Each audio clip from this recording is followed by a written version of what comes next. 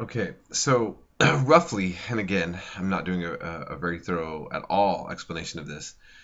Um, the Celts are going to be pushed uh, um, back further and further by Rome, um, and um, we're then going to see Germanic tribes start to migrate in and become dominant. And like the Celts, being an oral society, uh, being written about by Romans, defined by Romans, and integrating with Romans over long periods of time, um, Romans are going to eventually, as we'll see, start bringing in Germanic tribes into their military units, and they're going to start Romanizing many of the leaders. And this is going to prove to be a complicated and maybe dangerous path for Rome in the long run. And it's going to be the Germanic tribes that eventually sack Rome, and that's how we're going to end up ending our discussion of Rome and Christianity. Um, the Franks are going to become a major German tribe to the point that when you think of the word France, France will no longer be Gaul, a Gaelic or Celtic, but it will be dominated by the Franks. And it's interesting if you look in most parts of the world.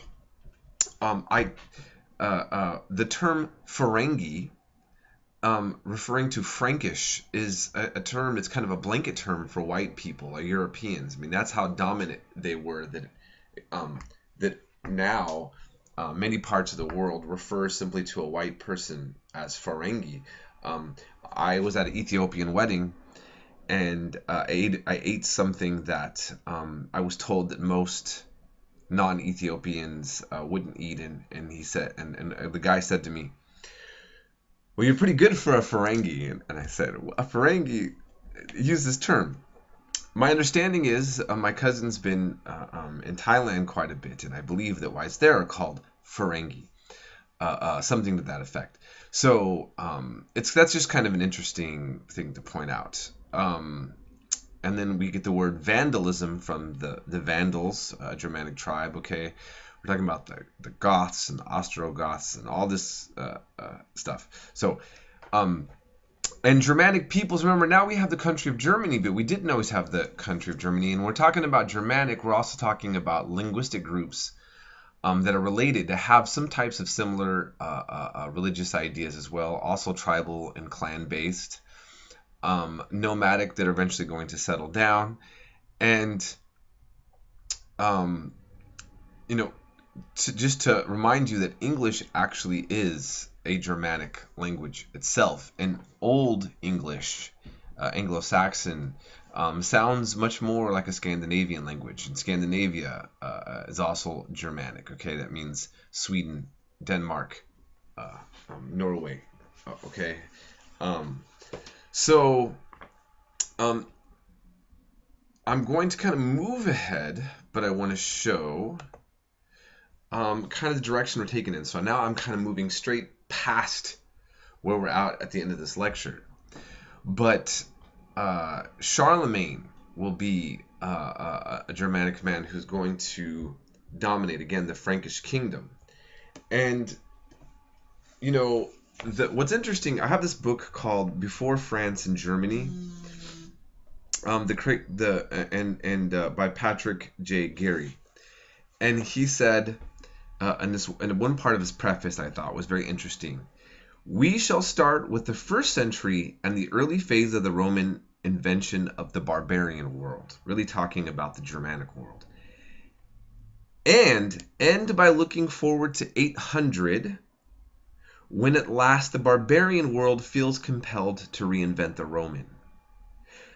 Because what's going to happen is that, as I'm telling you how these Germanic tribes were basically being defined and created in the imagination of the Romans, and then it's the Germanic tribes that are going to sack the Roman world, then they're eventually going to take on Christianity. They're going to leave their pagan religious ways, and then in 800, Charlemagne will be crowned emperor of the Holy Roman Emperor.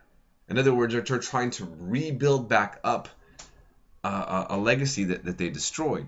And I think what was so compelling about the Roman legacy, the Greco-Roman legacy, we could really say, is that it was a unifying thing. Civilization with reading and writing and an imperial center. That goes beyond tribal. And then by the time we get to Christianity, that's going to be really a unifying religion, because tribal deities end up being very localized. That works on a kind of down-home level, but for empires, it works much better when you have a universal God, right? Okay, a God that it can, one God, one emperor, one Caesar, right? One domain, okay, as opposed to these other gods. That's many people have kind of seen that as kind of potentially a draw. Okay, now he enacted what one could call a kind of ISIS reaction to pagans, to destroy non-Christian Germanic practices. And I think this is something that we always forget about. Now, we look at the issue is Islam compatible with the Christian world when we see, Muslims killing and converting, force converting Christians in the Middle East, or, then we can look at the battles between in Ireland the Protestants and the Catholics. But what we often overlook, the one thing that Jews, Muslims, and Christians did was eradicate pagans. And no one seems to actually really care that much that pagans were, in fact, annihilated. So, in this lecture, what I want to point out to you is that we have a pagan Germanic world that eventually is going to be forced often into converting to Christianity. And in the middle of that time frame, we also had the Viking invasions, and I am going to talk a little bit more about them, and I'm going to end this next lecture section on the Vikings also.